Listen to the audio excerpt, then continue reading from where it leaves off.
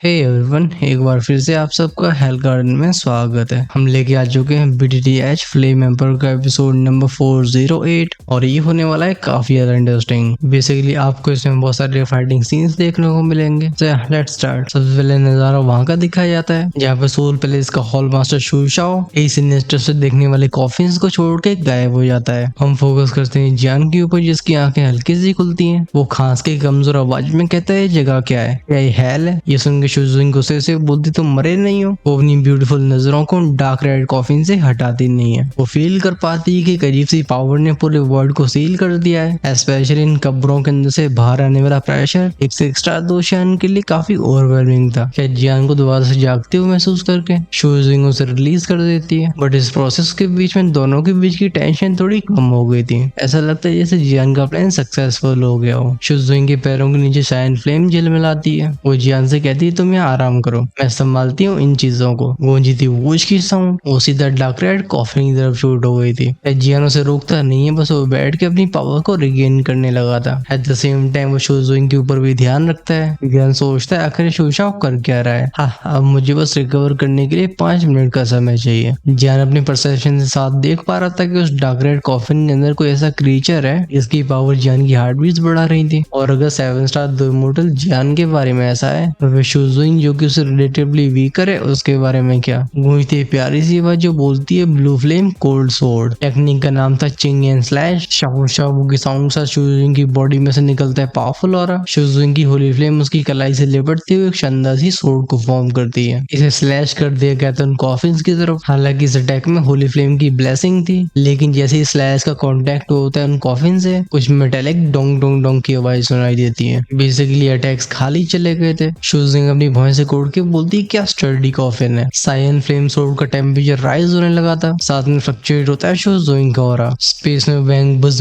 बज की आवाजें गूंजती है। हाउएवर इसी मोमेंट में डार्क रेड कॉफिन हल्का सा हिलता है। वो कॉफिन जो कि अब तक लेटा हुआ होता है वो हवा में खड़ा हो जाता है। स्पेशली कॉफिन की लड़ यानी कि ढक्कन जो कि अंदर की बिंग को दबोचे हुए था। अब उसकी वो डार्क ब्लडी लाइंस चमकने लगती हैं। जब जियान उन टेरिफाइंग फ्लक्चुएशंस को सेंस करता है वो भौं से कोड़ के बोलता है ये क्या है। फिर वो कहता है पावर ऑफ फेथ। उसकी आंखें बिना पलक झपकाए वो सीधे खड़े हुए डार्क रेड कॉफिन को घूरती हैं। उस पावर के सामने जियान की हार्ट बीट स्लो हो जाती है। यह मंजर लंबे समय तक चलता नहीं है। एक तेज बूम की आवाज के साथ एक ग्रे कलर की एनर्जी इस कॉफिन से उठती है जो कि उस कवर के ढक्कन को फाड़ देती है। पूरे कॉफिन को ग्रे फॉग ढक लेता है जिसके अंदर एक फियरस और टेरिफाइंग ऑरा छिपा हुआ था। कुछ पलों के बाद वो ग्रे मिस्ट छटी थी। जियान की पावरफुल सोल परसेप्शन में आता है एक इंसान पहले बुड्ढे का शरीर होता है जिसकी बॉडी में कोई भी लाइफ ऑरा नहीं था। लेकिन एक बात तो क्लियर थी कि इसकी कॉर्ड्स को पूरी तरीके से प्रिजर्व किया गया है। बस वो अजीब सी फ्लक्चुएशंस जियान को कुछ गलत सा महसूस करवाती हैं। दूसरी तरफ इस सीन को देख के शुजुइंग की बॉडी ट्रेम्बल हो जाती है। वो अपने मुंह को ढक के बोलती ये लेशी है, थंडर क्लैन के 4th एल्डर। लेकिन ये कैसे पॉसिबल है? ये तो हजारों सालों पहले मर चुके थे और इनकी कॉर्प्स को थंडर क्लैन के थंडर टूब में सेव किया गया था। फिर यहाँ पे कैसे आए? अब बेचारी शुजुइंग को पता नहीं था कि सोल क्लैन के लोग बस दूधी कॉन्टिनेंट में ही नहीं बल्कि दुखी कॉन्टिनेंट में भी कब्रों को खोदने का काम करते थे, जैसे पुश्तैनी चोर हो। दोनों की स्टडी नजरों में वो ओल्ड मैन जो कि डेड और लाइफलेस लग रहा था उसकी बॉडी में एक वाइटलिटी लौटने लगती है मानो वो जिंदा होने वाला हो। अब फिर होते वो हल्के से अवेकनिंग साइंस फ्लक्चुएशन साफ कर रही थी कि कम से कम 8 साल 2 इमॉर्टल से ऊपर का एक्सपर्ट है। इस बुड्ढे की बॉडी के साथ स्पेस भी हम की आवाजों के साथ ट्रेम्बल होता है। चेहरे पे गुस्से वाले एक्सप्रेशन अपीयर होने लगते हैं। शुजुइंग ने अपने क्लैन के एंशिएंट रिकॉर्ड्स में पढ़ा था कि लेशी जो कि एक अर्ली स्टेज 8 स्टार दोशियान था, लेकिन इसकी टेक्निकल पावर ऐसी होती है कि इसने कई मिड से 8 स्टार्स की जान ले ली। इसी वजह से थंडर क्लैन का 4th एल्डर बनाया गया। ये डूइन कॉन्टिनेंट के थंडर क्लैन के सबसे बेस्ट लोगों में से एक था। सवाल ये उठता है कि थंडर क्लैन की टूब में से इसे चुराया कैसे गया? अपने एंसेस्टर्स की बॉडी को प्रिजर्व करने के लिए एंशिएंट क्लैंस कोई कसर नहीं छोड़ते थे। ये इतने स्ट्रिक्ट होती है कि गार्डिंग में चोरी की कोई गुंजाइश नहीं रहती। हाउएवर सामने का सीन कुछ अलग बता रहा था। शुजुइंग की पेन नजरें जियान के ऊपर जाती हैं। क्वेश्चनिंग टोन में पूछती है what the hell is going on here. अभी जियान 80 to 90% रिकवर हो चुका था। इस की फ्लैश में शुजुइंग के पास में अपीयर होता है। वो धीमी आवाज में कहता है तुमने जो रेड लोटस लीफ दी थी मैं उसका इस्तेमाल करके यहाँ पे आया हूँ, लेकिन बाहर अपीयर होती सोल पैलेस के पावर हाउसेस ने मेरे ऊपर अटैक कर दिया। मैं सीधा यहाँ पे आ गिरा। इसका मतलब साफ है कि सोल पैलेस की नजरों में तुम लोग पहले ही पड़ चुके हो और अब मेरी बात मानने के अलावा तुम्हारे पास और कोई विकल्प नहीं बचा। ये लड़की जिसके चारों तरफ एक अजीब सी फ्रेग्रेंस फैली होती है, यानी फील करता है कि इसका डायरेक्ट उसकी होली फ्लेम के ऊपर भी है। खैर उसकी बात मानने को शूजिंग तैयार नहीं होती, वो हम्प करती है। आंखों में दिखाई देता है गुस्सा।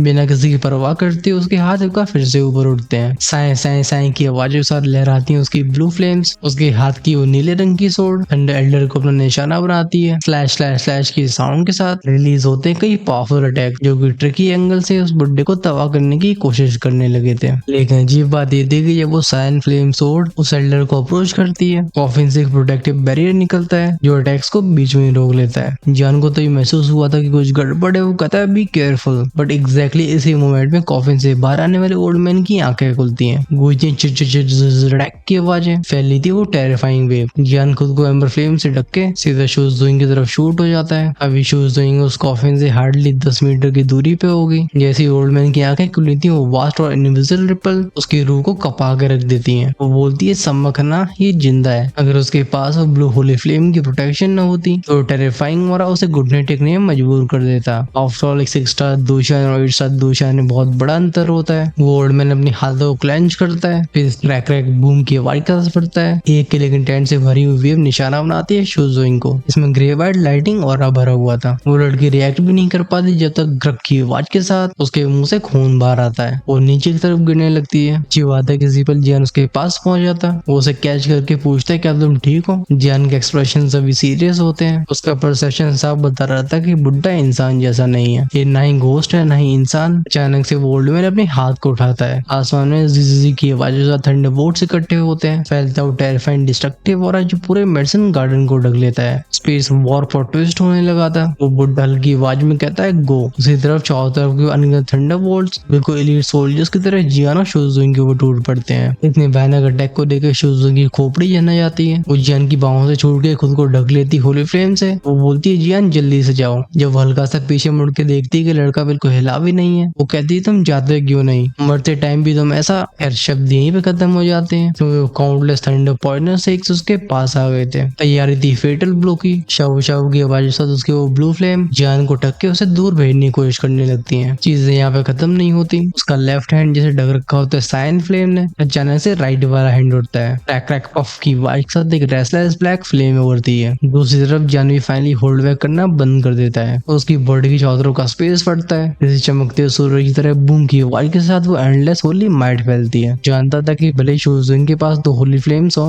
वो तब भी ऐसे 8 साथ दोशान का सामना कर नहीं पाएगी। अपनी एम्बर फ्लेम को कंडेंस करता है अपनी फिस्ट के सामने, फिर वो धाड़ के बोलता है ब्रेक इट फॉर मी। एक बड़ा सा पंच धाड़ते हुए आगे चला गया था। ये बूम क्रैक क्रैक के साउंड सा थंडरबोल्ट से टकरा जाता है क्योंकि इस बार अटैक करने वाले शूजिंग नहीं बल्कि जियान था। ये पंच उन थंडरबोल्ट्स को तबाह कर देता है। खैर अभी शूजिंग के चेहरे पे एक्सप्रेशन देखने लायक थे। जियान की फ्लेम उसकी ब्लू फ्लेम से कई गुना पावरफुल थी। वहीं पे उसकी दूसरी ब्लैक फ्लेम होती है, वो जियान की फ्लेम से इवनली मैच हो रही थी। वो स्टंड आवाज में कहती ये होली फ्लेम की पावर है। शायद जियान कुछ एक्सप्लेन नहीं करता, वो सीधा बोलता है इसे मेरे ऊपर छोड़ दो। उसका कदम आगे बढ़ाता। स्पेस चरचराती हुई आवाजों के साथ रिपल होता है जैसे शांत समुद्र में बड़ी बड़ी लहरें बनने लगी हो। फैलता है वो एंडलेस होली फ्लेम एक और शायद शूजिंग की आंखों से डिस्बिलीव गया नहीं था। वो बोलती है झूठा। ये लड़का जो कि अब तक उसके सामने इतना कमजोर होने का नाटक कर रहा था, अब उसकी बॉडी से निकलने वाली स्ट्रेंथ शूजिंग से कई गुना ऊपर होती है। खैर अपने अटैक को तबाह होती हुई देखने के बाद भी वो ओल्ड मैन परेशान नहीं होता। वो अपनी कोल्ड और होर्स आवाज में कहता है ओह लिटिल गाय तुम्हारे पास होली फ्लेम भी है और एक से ज्यादा।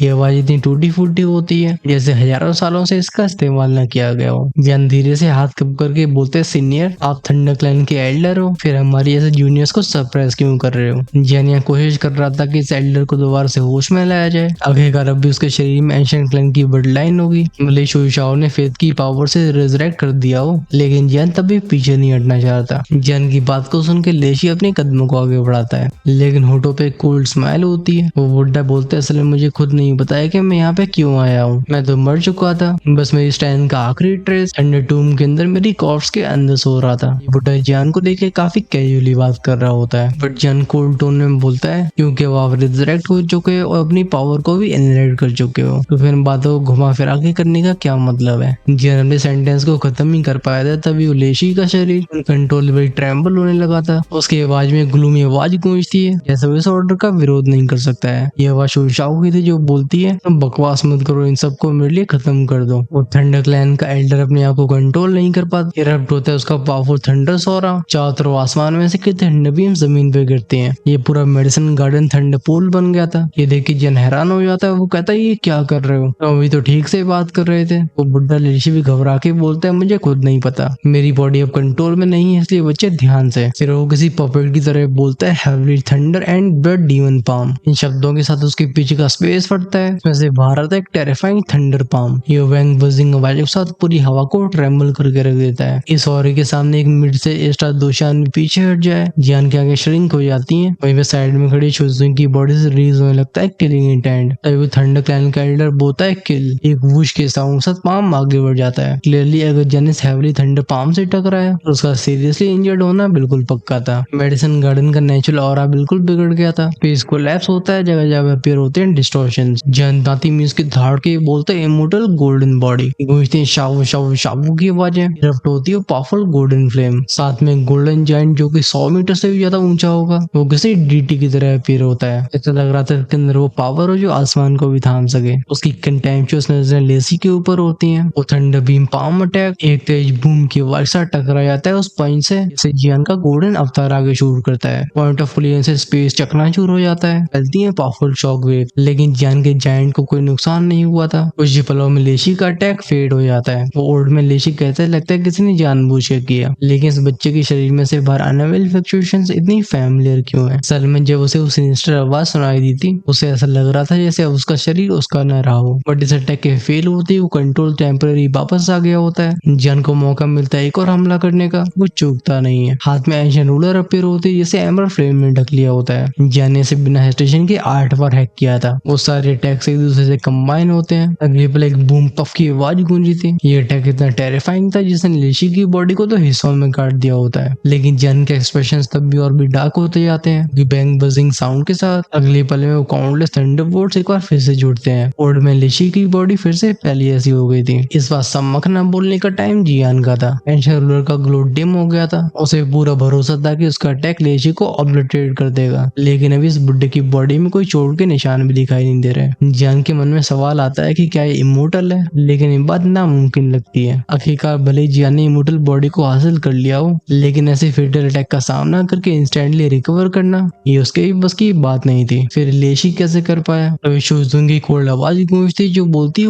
वांजन यंजे। उसकी फ्लेम जियान, शुजुंग, लेशी तीनों को रैप कर लेती है। शुजुंग बोलती है तुम्हारे ऊपर कोई इविल मेथड का इस्तेमाल किया गया है। जियान पूछता है मतलब। शुजुंग बताती है ग्रेट 1000 वर्ल्ड में ऐसे कई इग्नोरेंट लोग हैं, दिन रात इविल टेक्निक्स पर रिसर्च करते रहते हैं। इस थंडर क्लैन के एल्डर का रिवर्स और ऐसी इमोर्टल जैसी बॉडी को हासिल कर पाना लगता है इस ब्लैक रोड मैन की करतूत है। फ्लेम बैरियर के अंदर आ चुका ओल्ड मैन लेशी हंस के बोलता है ही दोनों बच्चे स्मार्ट हो, तुम्हारे शाओ क्लैन के हमारे थंडर क्लैन के ऊपर एहसान रहे हैं, इसलिए मैं तुम दोनों को हार नहीं करना चाहता। बस मेरी स्थिति ऐसी है कि मैं खुद नहीं जानता हूँ कि हो क्या रहा है। शायद इस लड़की की बात सही है, मेरे अंदर कुछ ऐसा है जो मेरी बॉडी की स्ट्रेंथ को कंट्रोल करता है और इमोर्टल बॉडी भी उसकी देन है। ये शब्द उसके खत्म ही हो पाए होते हैं तभी इस फ्लेम बैरियर को एक पावरफुल फोर्स क्रैक की साउंड साथ बीच में फाड़ देती है। ये लाइट भी माई होती है उस कॉफिन से और मैं लेशी रिएक्ट भी नहीं कर पाता है। वो लाइट भी उसे वापस से कॉफिन में कैद कर लेती है जो कि स्पेस में हवा की तरह घुल जाता है। जियान और शुजुंग एक दूसरे को देखते हैं, दोनों साथ में कहते हैं कैसी सिचुएशन है। इन दोनों में अगर कोई सबसे ज्यादा गुस्से से उबल रहा होता है तो वो जियान था। वो मनी मन में कहता है शुशा सच में स्कर्ज है, इसे मुझे छोड़ना नहीं चाहिए था। हाउएवर तभी शुजुंग माउंटेन के कोर की तरफ बढ़ने लगती है। जियान पूछता है तुम कहाँ जा रही हो। शुजुंग हरम्प करके बोलती मैं कहीं भी जाऊँ तुम्हें क्या मतलब, तुम बस एक बड़े से झूठे हो। इसके ऐसी बच्चों ऐसी बातों को सुन के जियान के माथे बड़ी बड़ी ब्लैक लाइन्स आ जाती हैं। वो बोलता है शुजुंग मैं एक शाओ क्लैन का डिसेंडेंट हूँ, अगर तुम इस मामले में पर्सनल इमोशंस को मिला रही हो तो मैं चेतावनी देना चाहता हूँ कि मैं चुप नहीं रहूंगा। शुजुंग पलट के बोलती है तुम कर ही क्या सकते हो, मैं तुम्हें शाओ क्लैन के बारे में एक शब्द नहीं बताऊंगी। इस लड़की की बात को सुन के जियान की खोपड़ी घूमने लगी थी। वो आंखें नैरो करके बोलता है शुजुंग क्या तुम्हें ऐसा लगता है कि अगर मैं तुम्हें यहाँ पे मारना चाहूँ तो तुम अपनी जान को बचा पाओगी। शाओ क्लैन के गायब होने के बाद गार्डियंस के साथ क्या हुआ, ये सवाल जियान के दिल को खाया जा रहा था। आखिर ये लोग उसे ऐसी नफरत क्यों करते हैं। शुजुंग कैजुअली बोलती है नहीं तुम्हारी हिम्मत नहीं है, उसे इग्नोर करती है। जियान दांती मीज के रिप्लाई करता है ठीक है लड़की, अब तूने मुझे मजबूर कर दिया। स्पेस में गूंजती सिजल बैंक में बैंक की आवाजें। वो फुल मिड से 7 स्टार दूषण का ऑरा इरप्ट हुआ था। साथ में रिलीज होती है एम्बर फ्लेम सोल फायर। इस प्रेशर की वजह से पूरा मेडिसिन गार्डन कांपने लगता है। एकदम से शुजुंग के ऊपर का प्रेशर कई गुना बढ़ गया था। उसकी मूवमेंट्स बिल्कुल धीमी हो जाती हैं। जियान की बॉडी क्रैक वुश की आवाज के साथ किसी घोष की तरह उसके उसके पीछे अपेयर होती है। उसने शुजुइंग का हाथ पकड़ लिया था, लेकिन इस वक्त ब्यूटी को एडमायर करने का जियान का कोई इरादा नहीं था और फुल गुस्से में होता है। शुजुइंग स्ट्रगल भी नहीं कर पाती। वो डर से भरी आवाज में कहती मुझे जाने दो, तुम मुझे हर्ट कर रहे हो। उसकी दोनों होली फ्लेम पफ पफ की वाइस का सेल्फ प्रोटेक्शन के लिए अपने आप इरप्ट होती है, लेकिन जियान की एम्बर फ्लेम इन्हें तुरंत ही दबा लेती है। वहीं भी क्योंकि वो ब्लैक फ्लेम पूरी तरीके से उसकी हुई नहीं होती है, वो उसका इस्तेमाल करने का रिस्क नहीं ले सकती थी। खासकर वो पैनिक इसलिए हो गई होती है क्योंकि शुजुइंग ने अब तक किसी मर्द को इतने करीब आने नहीं दिया था। जियान को मैस्कुलिन ऑरा और वो डोमिनेंट कोल्ड एक्सप्रेशन ये उसकी सांसें धीरे धीरे भारी कर देते हैं। जियान गरजते हुए बोलता है मेरी पेशेंस को टेस्ट मत करो, वरना हो सकता है मुझे कोई गलत कदम उठाना पड़े। तुम वैसे तो हमेशा सोचती हो कि शाओ क्लैन के लोग ऐसे ही होते हैं, अगर ऐसी बात है तो फिर यही सही। उसके शुजुइंग की कलाई के ऊपर पकड़ और भी टाइट हो जाती है और आंखों में एक लाइट फ्लैश होती है। शुजुइंग का मोमेंटम पल भर में कमजोर हो जाता है। वो जियान से कहती तो तुम जियान भले ही शाओ क्लैन से था, लेकिन वो लोअर रियम से आया था। वो असल में उन लोगों में से नहीं था जिन्होंने गार्डियंस को अबेंडन किया था। खासकर कुछ समय पहले उसने अपनी जान को दाव पे लगा के शुजुइंग को बचाया होता है। ये सब सोच के शुजुइंग खुद को कंफ्यूज होने से रोक नहीं पाती। जब इस माउंटेन टॉप गार्डन में एटमॉस्फेयर बहुत अजीब हो गया होता है और जियान रियलाइज करता है कि वो गुस्से में इस लड़की के कितने करीब आ गया है, तो उसका दिमाग भी थोड़ा सा हिल सा जाता है। But at the same time इस माउंटेन टॉप पे एक हमिंग एक्सप्लोजन होता है। गूंजते हुए बूम की आवाज, एक फियर्स एयर सा दूशान से ऊपर का ऑरा फैला था। जियान तुरंत ही होश में आता है। वो कहता है क्या हुआ। असल में कोई समय की उसकी मुंह बस इस लड़की को डराने के लिए थी। शुजुइंग के अंदर जो फ्लेम है उसे वो फैमिलियर लग रही थी। ये शायद होली फ्लेम रैंकिंग की टॉप 15 के अंदर की फ्लेम होगी, बट अभी उस फ्लेम का ऑरा अनस्टेबल था, इसलिए जियान के पास कॉन्फिडेंस की कोई कमी नहीं होती। उसका यहाँ पे आने का बस एक पर्पस था, जो था शाओ क्लैन और इस गार्डियन फैमिली के बीच की मिसअंडरस्टैंडिंग को क्लियर करना। उस एक्सप्लोजन की रिपल्स को सेंस करके शुजुइंग चौंक जाती है। वो कहती है मिस्ट्रेस पैलेस की लोकेशन है, क्या मिस्ट्रेस डेंजर में है? फिर उसकी कॉम्प्लेक्स नजरें जाती हैं जियान के ऊपर। वो गहरी सांस लेके कहती है जियान तुमने अभी भी मेरी जान बचाई, इसलिए मैं तुम्हें आखिरी एडवाइस देती हूँ, तुम यहाँ से चले जाओ। अगर मिस्ट्रेस और बाकी गार्डियंस ने तुम्हें पहचान लिया तो वो तुम्हें खत्म कर देंगे। उनकी स्ट्रेंथ तुम्हारी 7 स्टार दूषण और होली फ्लेम से कई गुना ऊपर है। ये कहते कहते उसकी बॉडी से सिल्वरी रिपल्स रिलीज होती है। जियान अपने हाथ को ढीला छोड़ देता है, जैसे शुजुइंग की डेलिकेट बॉडी उसकी पकड़ से दूर चली जाती है। एक दूसरे माउंटेन टॉप की तरफ बढ़ गई थी। हाउएवर जियान कोल्ड स्माइल के साथ बोलता है मुझे खत्म कर देंगे, मैं देखना चाहता हूँ कि गार्डियंस के पास ऐसी क्या कैपेबिलिटीज है। एयर प्रेस होते हैं उसके हवा में और वो शुजुइंग के पीछे पीछे मिस्ट्रेस पैलेस की तरफ निकल जाता है। अगर जरूरत पड़ी तो होली फ्लेम और डेविल पावर को कंबाइन करके और इनकारनेशन लेवल के लोगों को भी धूल चटा देगा। और बूम बूम की आवाजें और टेरिफाइंग एनर्जी फ्लक्चुएशन सब भी यानी बंद नहीं होती हैं। ऐसे वो एंशिएंट ट्रीज इन फ्लक्चुएशंस के कांटेक्ट में आते हैं, ये पाउडर में बदल के स्पेस में उड़ जाते हैं। जब जियान मामले की तलाश करने ही वाला होता है तभी उसके सामने का स्पेस बीच में से फटा था। वैंग बजिंग की आवाजों के साथ एक ग्रे थंडर एनर्जी नाइट उसे और शुजुइंग को अपने अंदर खींच लेता है। जियान की भौं से कुट जाती है। वो कहता है तुम फिर से। फाइनली अंदर से लेशी की आवाज फिर से निकली थी। वो ही करके बोलते लिटिल गाय हम फिर से मिल रहे हैं। अभी थंडर क्लैन के इस एल्डर का ऑरा पहले से कई गुना स्ट्रॉन्ग हो चुका था। इसमें एक स्थिरता होती है। शुजुइंग की आंखें आईसी हो जाती हैं और रिलीज होता है वो मॉन्स्टर्स किलिंग इंटेंट। वो बोलती है मेरे सामने से हट जाओ, लेकिन इस पर लेशी के चेहरे पे बस एक स्माइल आती है। वो कहते हैं मुझे भी कंट्रोल किया जा रहा है, मुझे ऑर्डर मिलने कि तुम दोनों को खत्म करना होगा। ये फोर्थ एल्डर जो कि वैसे ही बैटल मैनियक था, वो सिचुएशन को कंट्रोल नहीं करना चाहता। उसे बस तलाश थी इक्वल अपोनेंट्स की जिससे उसकी युद्ध करने की भूख मिट सके। शुजिंग को राके बोलती चौसा है, गूंजती शावो शावो शावो की आवाजें। वो ब्लैक फ्लेम उसकी बॉडी से इरप्ट होती है, बिल्कुल डार्क नाइट में राइजिंग सन की तरह। इस और की कांटेक्ट में आती है जायंट नेट भी ट्रेम्बल होने लगा था। जब जानिस ब्लैक फ्लेम की ट्रेस को अपने हाथ में लेके महसूस करता है, वो मन ही मन में सोचता है ये ब्लैक फ्लेम क्या वही रैंक 12 होली फ्लेम है। अरे वो इसकी एग्जैक्ट रैंक कंफर्म नहीं कर पा रहा था। ये देख के लेशी की ग्रे आंखों में एक चमक दिखाई देती है। वो बोलते हैं दोनों लिटिल मॉन्स्टर्स, अच्छी बात है तुम दोनों के पास होली फ्लेम्स हैं, क्योंकि बिना इनके तुम मेरा सामना नहीं कर पाते। इस बुड्ढे का थंडर सोरा शुजुइंग के ऑरे से टकराता है। कई चर्पिंग बैम बैम बैम की आवाजें गूंजती हैं। जैन साइड में खड़ा सोचने लगाता है कि लड़की दोनों होली फ्लेम्स को फ्यूज करने की कोशिश कर रही है, बट अपनी 6 स्टार दुश्मन की स्टैंड से लेशी से फाइट करना आउटकम क्या निकलेगा बिल्कुल साफ है। पर इसका करेज और तभी भौं से गोड़ के बोलता है वेट, ये एल्डर लेशी फिट अटैक क्यों नहीं कर रहा है? क्या शुजुइंग को टेस्ट करना चाहता है? जियान की आंखें जिसमें से किलिंग इंटेंट रिलीज होने लगा था, वो शुशाओ की तरफ देखती है। वो कहता है शुशाओ चाहे कुछ भी हो जाए, लेकिन इस बार मैं तो ये जिंदा नहीं छोड़ूंगा। थंडर नाइट के अंदर शुजिंग और लेशी की जिंदगी बढ़ने जा रही थी। इन नई ब्लैक फ्लेम्स के साथ शोज़ोइंग की स्ट्रेंथ की पावर एक अलग ही स्तर पे पहुंच चुकी होती है। वो 6 स्टार दोशान होके भी एक 8 स्टार दोशान से फाइट कर पा रही थी। होली फ्लेम का बूस्ट साफ नजर आता है। हाउएवर जैसे जैसे फाइट आगे बढ़ती है, लेशी का ऑफेंसिव और भी अनकंट्रोलेबल होता जाता है। वहीं पे शोज़ोइंग पीछे ढकेले जा रही थी और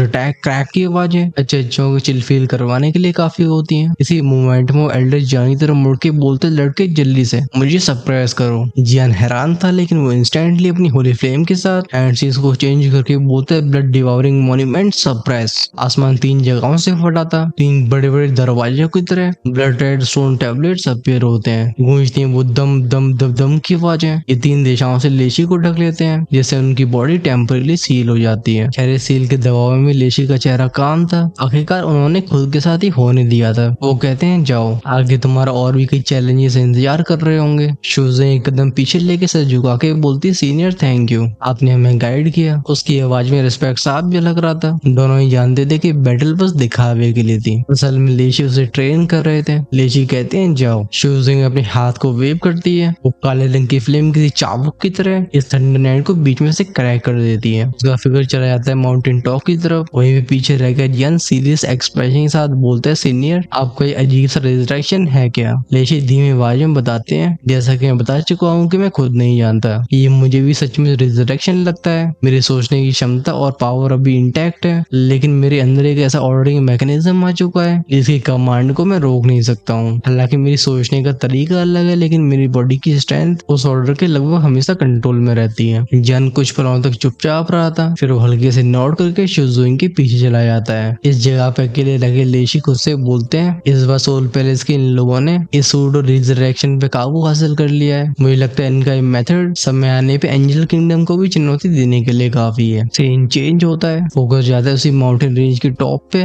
जहाँ पे बड़े बड़े एक्सप्लोजन और एनर्जी रिपल्स फैल रही थी, जैसे माउंटेन से एक दूसरे टकरा रहे हो। ये पूरा एरिया हिल रहा होता है। पर शाओक्लन के गार्डियंस का रेजिडेंट यही था। यहाँ कई माउंटेन पीक्स थे जहाँ बर्फ जैसी जेड की सीढ़ियां ले गई आती थी। वहीं पे सबसे ऊंचा होता है मदर्स पैलेस, जिसे मिस्टर्स पैलेस भी कहा जा रहा है। इस जगह पे ऐसा सीक्रेट छिपा होता है जिसे गार्डियंस हर कीमत पे प्रोटेक्ट करना चाहते थे। शूशा उन्हीं जेड स्टेज पे प्रकट हुआ था। उसकी ब्लैक लुक फड़फड़ा रही होती है, आंखों में लालच और कोल्ड एक्सप्रेशन साफ दिखाई दे रहे थे। अभी उसके पीछे 4 डार्क रेड कॉफिन तैर रहे होते हैं, जिनमें से रेडिट हो रहा था वो एंशिएंट ईविल हो रहा। अभी इनमें से भी दूसरा कॉफिन होता है, वो पहले ही खुल चुका था। उसके अगल बगल में खड़े होते हैं तो बुड्ढे। इनका चेहरा तो डेथली होता है, लेकिन पावर पहले ये पहुंच चुकी थी इट्स दोशान मिड स्टेज तक। वहीं पे से चारों तरफ से घेर लिया होता है कई गार्डियंस ने। अफसोस की बात है कि इनमें से ज्यादातर की स्टैंड 6 स्टार दोशान से 4 स्टार दोशान की होती है। ये गुर्रा के बोलते हैं, कौन हो तुम और मदर्स पैलेस में घुसने की हिम्मत? क्या तुम मौत की तलाश कर रहे हो? शूशा कोड साउंड करके बोलते है, बस चींटियां,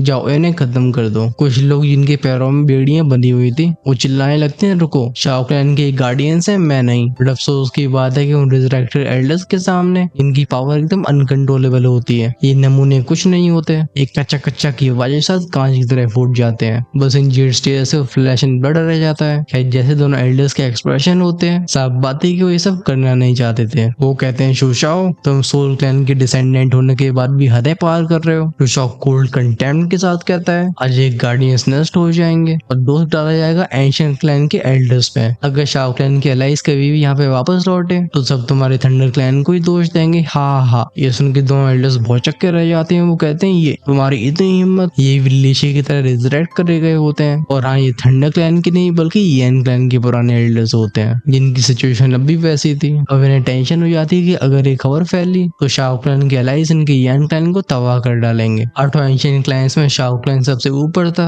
उनसे कंपेयर कोई भी नहीं किया जा सकता। फिर चाहे वो हन क्लैन की डॉग्स हों, क्या जिन सीढ़ियों पे फ्रेश ब्लड बहा होता है वहाँ का स्पेस रिपल हुआ था, एक नीले कपड़ों में मिडिल एज मैन अपीयर होता है। इसके एक्सप्रेशन सीरियस और आंखों में इंटेंट भरा हुआ था। लेकिन शूशा उसे देख के बोलता है, इट्स दोशान, अफसोस की बात है कि तुम गार्डियंस की स्ट्रेंथ अब तक एंशिएंट टाइम से बस एक 10वें हिस्से की रह गई है। तुम्हें सोल क्लैन का डिसेंडेंट नर्क में भेज के शाओ क्लैन से मिलाएगा। शूशा सिनिस्टर स्माइल के साथ बोलता है, येन लिंक खत्म कर दो। वो येन क्लैन का एल्डर जिसकी बॉडी रिजरेक्ट हुई होती है न चाहते हुए भी आगे शूट हो जाता है। वो पीछे रह के येन क्लैन के एल्डर्स और बाकी कॉफिन्स के साथ शूशा चला जाता है मदर्स पैलेस की तरफ। और फाइनली शाओ क्लैन के गार्डियंस के ऊपर वो लाइफ आउट डेथ सिचुएशन आने वाली है। शूशाओ की हिम्मत को देखो, मिडिल एज गार्डियन को रॉके बोलता है कि तेरी ऐसी हन क्लैन की डॉग को सच में मेरी मदर्स हॉल में जाने की परमिशन है। वो गेट लॉस्ट बोल के अपने ऑरे को इरप्ट कर देता है। उसके पीछे एक भयंकर लाइन की शैडो अपीयर होती है जिनमें टेरिफाइंग फ्लेम्स भड़क रही थी। वो तेजी से रोर करके शूट हो जाता है शूशाओ की तरफ। इस लाइन के पैर जहाँ जहाँ पड़ते हैं स्पेस कांपता है। वो गर्म हवाएं सीधा स्पेस को डिस्टॉर्ट कर रही थी। हाउएवर शूशाओ पीछे मुड़ के भी नहीं देखता। वो अपनी कोल्ड आवाज में कहता है इनसिग्निफिकेंट, तुम्हारे ऐसे अर्ली स्टेज इरशाद दोशियान को मैं अपनी आंखों में भी नहीं डालता। उसके पास खड़े यांग क्लैन के एल्डर ने कदम बढ़ाया था। हाथों में कंडेंस हुए थे तो बड़े बड़े फ्लेम क्लॉज जो अचानक से फ्लेम लाइन को 2 जगह से पकड़ लेते हैं। वो फ्लेम लाइन चीख भी नहीं पाता है तब तक उसके 2 हिस्से कर दिए थे। वो यनलिंग आगे बढ़ के बोलते तुम्हारा अपोनेंट मैं हूँ। गूंजती है वो शुश क्रैक क्रैक क्रैक की आवाजें। फ्लेम उसे सांप की तरह कॉइल करने लगती हैं। वहीं पे वो गार्डियन जिसका नाम मोजे था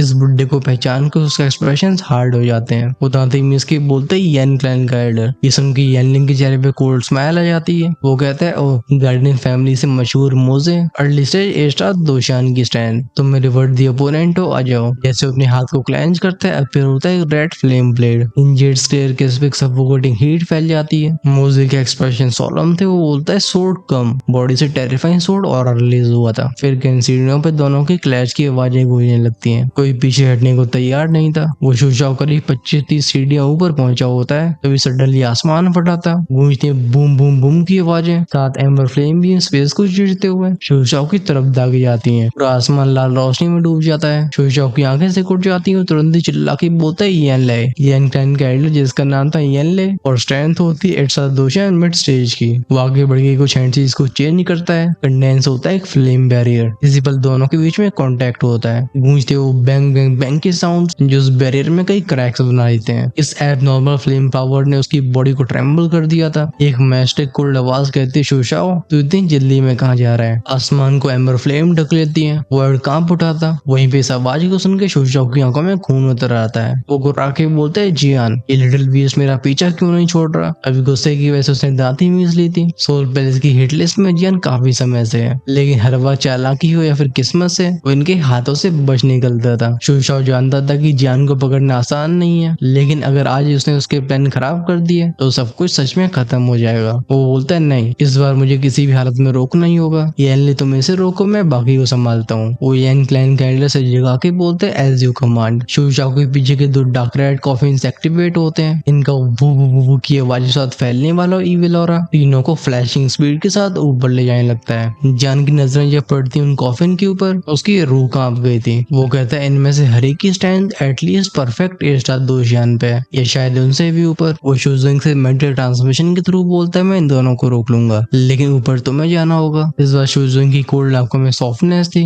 वो हल्की आवाज में कहती है थैंक यू। वो गार्डियन एल्डर जिसका नाम मोजे था वो पूछता है शोयर ये कौन है। शूजिंग काम टोन में जवाब देती है अंकल वो ये मेरा फ्रेंड है आप इसके साथ सिचुएशन को संभालो। इतना कह के वो शूशाओ का पीछा करने लगी थी। बेकार मिस्ट्रेस हॉल को किसी भी तरीके से टच नहीं किया जा सकता वरना गार्डियन फैमिली का एग्जिस्टेंस खतरे में पड़ जाएगा। फोकस डालते हैं जियान के सामने आ चुके उस एल्डर के ऊपर जिसका नाम येन ले था। वो कोल्ड स्माइल के साथ बोलता है क्या तुम सच में मुझसे लड़ना चाहते हो। जियान की आंखें नहर हो जाती हैं। वो कहता है लगता है तुम्हें अपनी ताकत पे कुछ ज्यादा ही भरोसा है। कुछ सेकंड तक येन ले इसका कोई जवाब नहीं देता। बॉडी से शुश के साउंड साथ कई फ्लेम फाउंटेन उभरते हैं जो एक बड़े से एरिया के स्पेस को सील कर देते हैं। फिर वो जियान से बोलते है तुम शाओ क्लैन के डिसेंडेंट हो। तुम लोगों की वजह से हमारी येन क्लैन को ये शर्मिंदगी का सामना करना पड़ा। आज तुम्हें खत्म करके मैं उसका बदला पूरा करूंगा। ये सुन के जियान का क्लियर इंटेंट और भड़क जाता है। दोनों कॉन्टिनेंट के एंशिएंट क्लैंस के बीच में कैसे रहते हैं जियान को बहुत ज्यादा जानकारी नहीं थी लेकिन इस एल्डर ने बताया कि चीजें आसान कर दी हैं। एम्बर फ्लेम सोल फायर दोनों हाथों को उठकती है। वो अपनी तरफ एक उंगली से इशारा करके बोलता है तो आओ देखते हैं कौन किसको मिटाता है। वैसे विचार तो नेक है लेकिन क्या है कि तुम्हारे भाई को थोड़ा सा आराम करने जाना है इसलिए क्यों ना हम स्टोरी को कंटिन्यू करें नेक्स्ट एपिसोड में। आई डोंट थिंक आपको इससे कोई परेशानी होगी राइट। वैसे भी जिन्हें नेक्स्ट पार्ट देखने की जल्दी है वो हेल गार्डन की प्रीमियम कम्युनिटी को ज्वाइन कर सकते हैं जिससे अगले पार्ट को आप आज ही देख पाओगे। प्लस जिनका पेट इससे भी न भरे रहना चाहते हो हमेशा 2 से 3 पार्ट्स आगे वो अपने लेवल्स को अपग्रेड कर सकते हैं इमोर्टल एम्प जो उसके ऊपर जो उनको ऑप्शन मिलेगा चैनल की होम पेज सब्सक्राइब के साइड में। वैसे ये एपिसोड आपको कैसा लगा है to tell us in the comment section. अपने सवालों और सुझावों को हमारे साथ शेयर करना भूलना मत। हम आपका इंतजार कर रहे होंगे। और जहाँ तक बात थी नेक्स्ट पार्ट के टीजर की तो बस इतना समझ लो अगले एपिसोड में सिचुएशन पहुंच जाएगी रिइंकार्नेशन लेवल तक। ये फाइटिंग सीन्स आई गेस 2 से 3 एपिसोड्स और चलेंगे।